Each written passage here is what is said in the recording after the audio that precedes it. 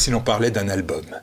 L'Héritage, l'auteur de cet album qui s'appelle Héritage s'appelle Kaleana Major. Elle a sélectionné un panel d'artistes, d'auteurs, de penseurs pour la construction d'une œuvre qui apparaît comme atypique et originale. Joliment présentée en plus et éditée par le Verbe Haut.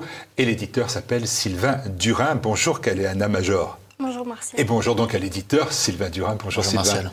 Merci d'être là tous les deux pour parler de cette œuvre dont j'ai dit qu'elle était atypique et originale. Avant d'être un héritage, cet ouvrage incarne avant tout un parcours. Kaleana, le parcours, c'est le vôtre. Tout à fait. Alors, elle incarne un parcours, celui d'une jeune femme de 24 ans qui est le fruit de son époque et qui n'a pas forcément reçu une éducation religieuse, mais qui, à un moment de sa vie, a eu besoin de se tourner vers ces questions-là. Et c'est pourquoi, en fait, il y a beaucoup de... Donc, c'est un recueil de portraits d'auteurs exclusivement. Et c'est pour ça qu'il y a beaucoup d'auteurs très différents, aussi bien du Baudelaire, de Lovecraft, que Monseigneur de Lassus, Maurice Barrès, enfin voilà. On va en faire la liste et on va les regarder les uns après les autres, ou la plupart. Pourquoi ce nom Kaleana Major? C'est un joli prénom, c'est pas le vôtre. C'est pas mon prénom, c'est le nom scientifique d'une orchidée sauvage. Et voilà, cette orchidée sauvage qu'on retrouve donc en tête de cet album. Vous avez fait le choix, vous l'avez dit à l'instant, de 20 auteurs en forme d'hommage. Vous avez décidé d'exposer finalement vos préférences à travers ces choix. Et quel a été quand même le fil conducteur de la création de l'ouvrage? Parce que est-ce que l'on met 20 auteurs dans un pot commun ou on les choisit parce qu'il y a une ossature, une colonne vertébrale? Il y a plusieurs relectures possibles dans le livre, donc c'est vraiment des auteurs complètement différents, des époques différentes. Mais le fil conducteur, c'est qu'ils ils ont tous écrit des livres, des poèmes. Et voilà, il y a plusieurs niveaux de lecture. C'est vraiment le parcours qui est le mien. J'ai été influencée par ces auteurs à différentes périodes de ma vie, et c'est pourquoi... Votre jeune vie, Sylvain Durin, c'est pas l'auteur qu'on reçoit aujourd'hui, c'est l'éditeur. L'éditeur d'un ouvrage qui, comme le dit Jonathan Sturel dans la préface, promeut l'amour du beau, du vrai et du noble. Ça vous convient comme terme? Absolument. Absolument, et il possède aussi. Alors, on le verra bien évidemment, parce qu'on va essayer de vous les montrer, de très belles illustrations et très nombreuses. Comment avez-vous procédé pour retranscrire finalement au mieux tout ce travail? Alors nous, ce qui nous a intéressé aux éditions du Verbe Haut, c'est d'abord le talent de l'artiste, Kaleana Major, les belles pyrogravures qui sont dans Héritage, et aussi surtout en tant qu'éditeur, de se dire, voilà, nous dans notre maison d'édition, on est une maison d'édition intellectuelle, c'est sûr qu'on a un côté régionaliste qu'on ne peut pas cacher, mais on a aussi beaucoup de livres intellectuels, des essais, des romans à clé, ce type de choses, mais on avait envie de faire un beau livre. Parce que, comme le dit Jonathan Sturel, il faut qu'on puisse se réapproprier le beau. On a beaucoup d'intellectuels dans notre milieu, mais le beau n'est pas toujours présent. Donc là, pour nous, c'était assez exceptionnel de rencontrer Kaleana Major en tant qu'artiste et de lui permettre, grâce à une belle édition, on a vraiment tenu à ce que le livre soit très beau, c'est-à-dire couverture reliée cartonnée, ce qui se fait de moins en moins dans le milieu de l'édition et surtout dans notre milieu à nous. Définition vernis, du papier d'une très bonne qualité, etc. Tout ça était très très important et c'est comme ça qu'on a accompagné Kaleana Major en fait. Je vais parler en commerçant, c'est un risque financier important. Oui, c'était un pari. On en a beaucoup parlé avec Kaleana Major au départ. Pour nous, c'était un pari, mais qu'on a voulu vraiment tenter. On ne regrette pas aujourd'hui parce que le livre fonctionne bien et les gens sont très heureux du résultat. C'est à la fois un beau livre sur le contenu, mais c'est un bel objet. On a des messages avec Kaleana Major de gens qui utilisent le livre comme décoration chez eux, par exemple, et qui lisent une fois de temps en temps un poème qui est en rapport avec la pyrogravure. Donc ça, nous, on est très fiers des retours. On est d'abord fiers du résultat concret, mais on est aussi fiers du retour qu'on peut avoir. Et des risques que l'on a pris. Exactement. Mais c'est important, un éditeur, c'est aussi quelqu'un qui fait du commerce, c'est évident, mais parfois, il faut qu'on tente quelque chose, parce que ce type d'ouvrage, je pense que sans nous, il n'existerait pas, malheureusement, parce qu'il y a très peu d'éditeurs qui vont se dire « Kaleana Major, on se connaît depuis un an ». On y va. Nous, on a décidé d'y aller. Alors, on a utilisé la prévente aussi, ce qui nous a permis de limiter le risque. Mais le risque était quand même là. Et encore une fois, toute la chaîne de l'édition, l'auteur, le photographe, le préfacier, l'imprimeur qui a fait un énorme travail, avec qui on a beaucoup travaillé, beaucoup échangé, la mise en page, etc. Enfin, on a vraiment fait travailler tout ce panel-là. Et ça donne, pour nous, on espère que les auditeurs de TVL seront d'accord, un très beau livre. Vraiment un très beau livre. Et le risque est donc surmonté. Alors, avant d'être un héritage, titre de l'ouvrage, ce livre, cet album, incarne, on l'a dit à l'instant, un parcours, votre parcours. Est-ce que je peux dire c'est celui d'une jeune femme en quête de clarté? Absolument, c'est dans la 4e de couverture et en quête de clarté, évidemment ça fait allusion à la foi catholique que j'ai trouvée sur le tard lorsque j'avais 18 ans.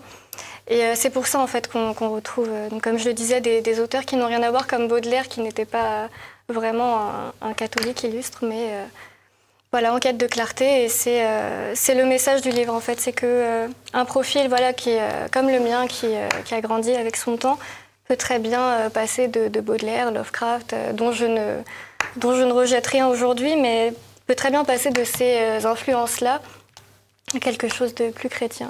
Mais on a l'impression que votre parcours, jeune parcours tout de même, parce que là, à vous entendre, on a l'impression que ce sont des années et des années et des années, mais votre parcours, vous êtes jeune, a été quand même, semble-t-il, multiple. Et on se dit, est-ce que cet album, finalement, est-ce que c'est pour vous un aboutissement de ce parcours multiple ou est-ce que c'est un commencement ? Oui et non, en fait, c'est un commencement en termes de carrière, si je peux me permettre, c'est un mot un peu fort, mais c'est un commencement en termes de projet, en tout cas, de projets de livres, de pyrogravure, d'artisanat et de centres d'intérêt, puisque là, il y a 20 auteurs, mais j'aurais pu en mettre davantage. Curiosité n'a pas de limite. Donc c'est un commencement, mais c'est aussi une consécration sur le plan personnel et sur le plan religieux notamment. Je suis très, très heureuse d'avoir... Alors, on va passer en revue, si vous voulez bien, les choix et l'ordre qui leur a été réservé. Vous commencez votre liste par Maurice Barrès. Maurice Barrès, alors les éditions Verbeau sont à Nancy, en Lorraine, et on se dit, bon ben voilà, c'est le grand écrivain patriote, mais la première question que se pose, c'est est-ce que vous choisissez Maurice Barrès dans vos choix parce qu'il représente la Lorraine, parce qu'il est un peu l'emblème de la Lorraine, ou est-ce que parce qu'il est le chantre de la terre, des morts, de l'héritage et de la transmission ? Ce serait plutôt dans le deuxième cas de figure, et Maurice Barrès a une grande importance, justement, ça a été un petit peu le moteur de ce déclic-là pour moi. C'est la période où j'ai trouvé la foi, notamment. Et c'est surtout l'auteur qui m'a donné envie de m'intéresser justement à beaucoup de sujets, notamment des sujets politiques, des sujets spirituels. Et puis il a un esprit très enraciné qui m'a tout de suite séduite. Sylvain Durin, Maurice Barrès. 1923, date de sa mort. 2023, centenaire de sa mort. Comme l'État ne le fêtera pas, est-ce qu'on le fera à Nancy ? Alors nous, on le fera à Nancy, on le fera aux éditions du Verbeau, puisqu'on prévoit une réédition d'un livre, je ne vous dis pas le titre pour l'instant, mais qui sera préfacé par Jean-Marie Cuny, grande figure de Nancy. Un petit livre qui parle beaucoup de la Lorraine. Donc moi, j'étais très fier de voir le choix de Caléna Major, sans qu'on en discute vraiment, de mettre Maurice Barrès au début, parce qu'évidemment, pour nous, ça nous parle en tant que maison d'édition lorraine. Grande figure lorraine, c'est un des auteurs qu'on propose le plus, un des romanciers qu'on propose le plus à la librairie Les Deux Cités, qui est à Nancy. J'en profite pour en parler. N'hésitez pas à faire la pub. Voilà, librairie Les Deux Cités, qui est située à 100 mètres de la place Stanislas. Ah, vous allez nous donner l'adresse, même. Le 6 Grande Rue. Voilà. 6 Grande Rue. Et voilà, donc vous êtes tous les bienvenus chez nous, évidemment. Vous retrouverez le livre, vous retrouverez des livres de Maurice Barrès et tous les livres de la maison d'édition. Donc pour nous, c'était important de commencer par Maurice Barrès. Il y a aussi une espèce en tout cas c'est mon point de vue, d'élévation dans le parcours de ce livre. C'est-à-dire qu'on commence avec un auteur enraciné, et puis petit à petit, quand même, on va un petit peu s'élever, alors avec de la littérature, avec des personnages littéraires, avec des figures saintes, des figures chrétiennes, etc. Donc il y a aussi, quand on lit le livre, je trouve, personnellement, il y a une espèce de chose qui part de la terre et qui va un peu vers le ciel. Voilà, Maurice Barrès. Allez-y. Maurice Barrès, je sais que c'est un auteur très important pour Jonathan Sturel et ça me permettait de faire la jonction vers avec le préfacier. La préface. Voilà. C'est un auteur important, centenaire de sa mort.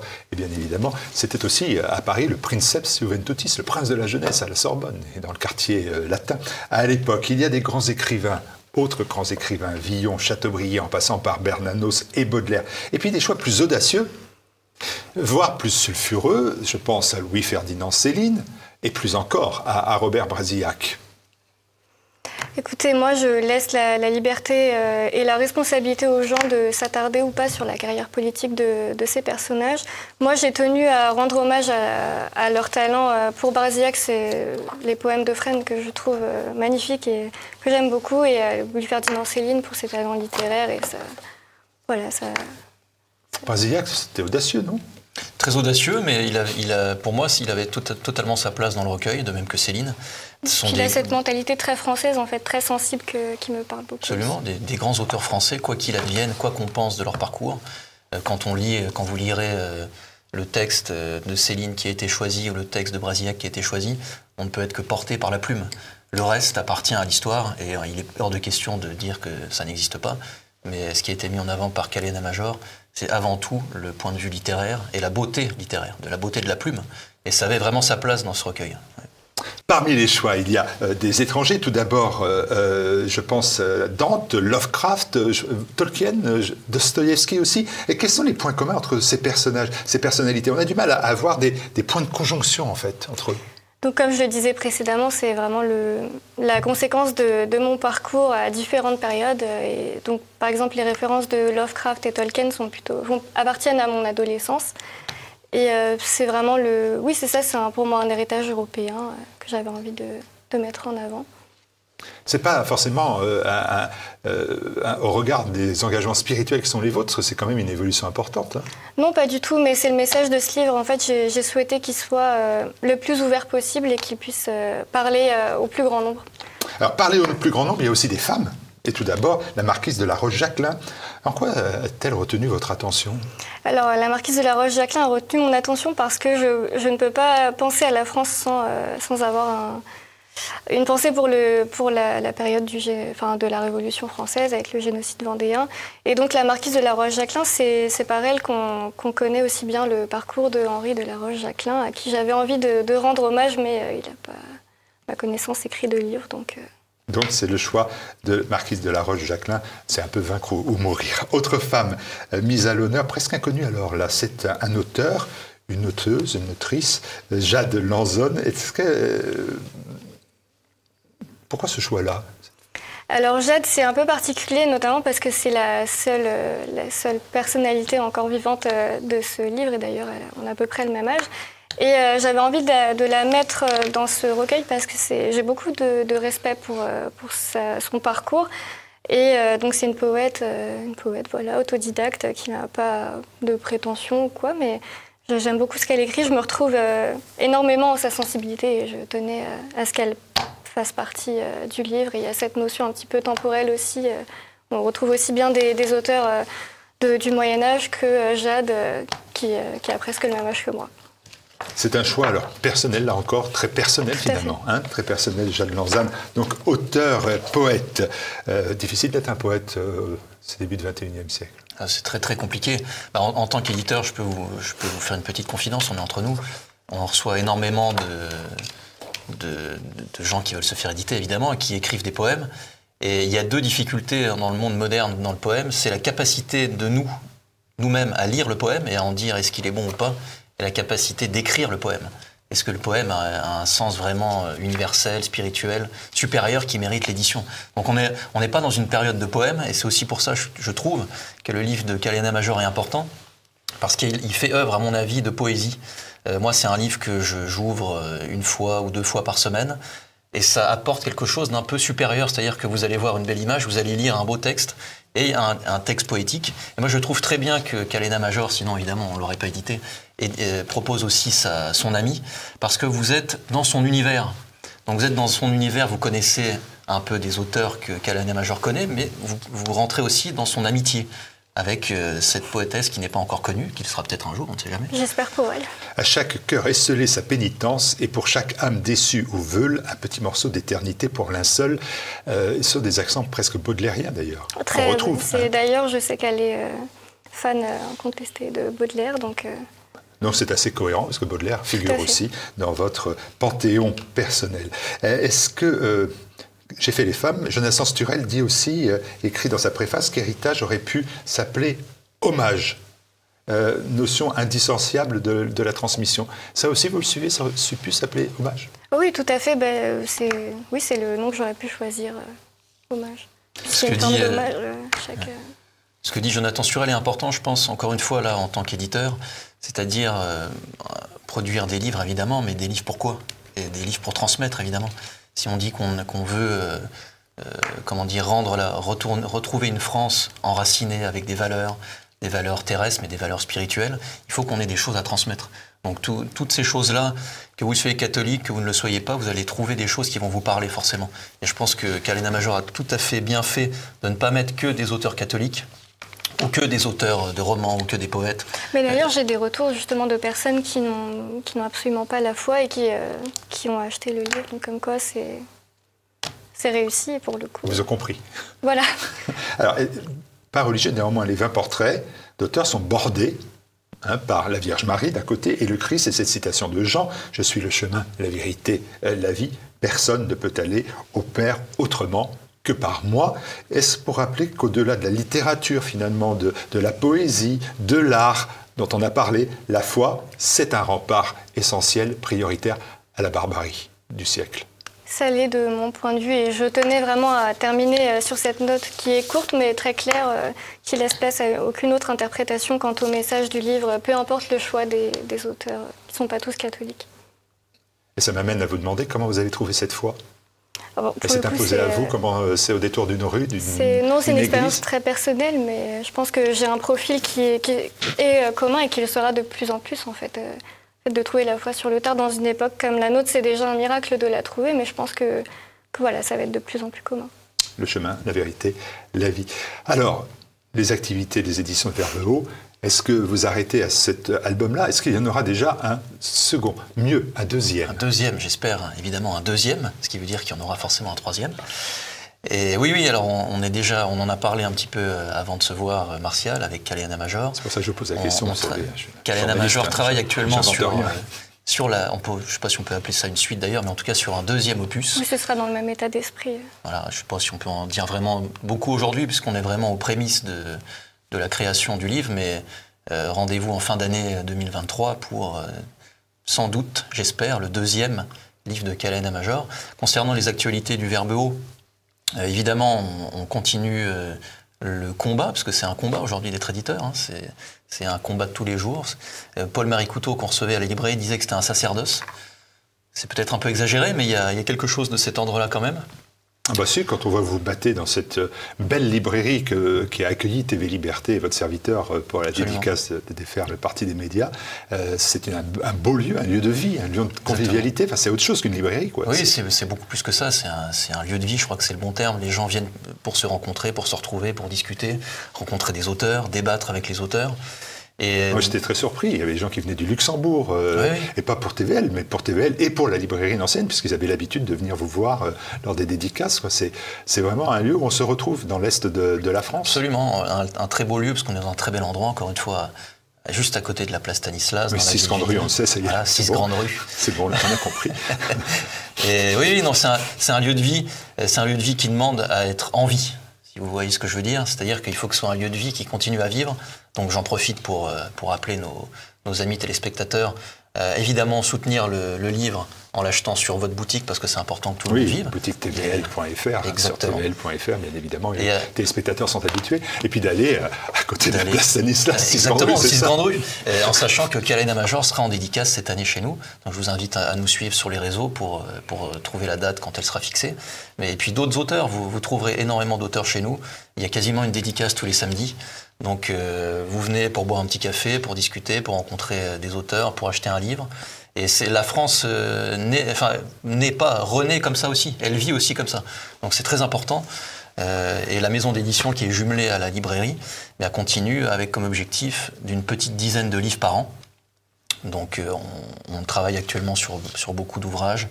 Le deuxième livre de Kalen Major évidemment, les livres d'Alain Pascal, les livres de Marc Obregon, les livres d'Antoine Bonnet. Enfin, on est sur plusieurs fronts en même temps, sur plusieurs thématiques en même temps, l'anthropologie, le sociétal, le social, la politique. Et vous retrouver le temps d'écrire quand même, j'espère, parce qu'il faut qu'on vous reçoive comme auteur. J'espère aussi. Comme on est dans les confidences, je vais vous en donner une autre. Aujourd'hui, cette année, c'est, comme vous l'avez dit, le centenaire de la mort de Maurice Barrès, mais c'est aussi le centenaire de la naissance de René Girard. Oui, moi aussi je perds les noms. De René Girard, auteur qui est encore extrêmement important pour moi. Donc il est né le 25 décembre 1923 et mon objectif est d'écrire un livre de synthèse sur sa pensée et son œuvre que j'espère pouvoir sortir à la rentrée prochaine. Et de venir sur TVL défendre comme vous le défendez si bien, votre auteur d'aujourd'hui, Kaleana Major. Merci beaucoup. Vous voyez que c'est pas si difficile que ça. Parce que me dire, j'ai toujours peur de m'exprimer parce que c'est pas mon truc. Pas de souci. Non, très bien. Ben voilà. Merci à vous. Merci Sylvie. Merci beaucoup, Martial.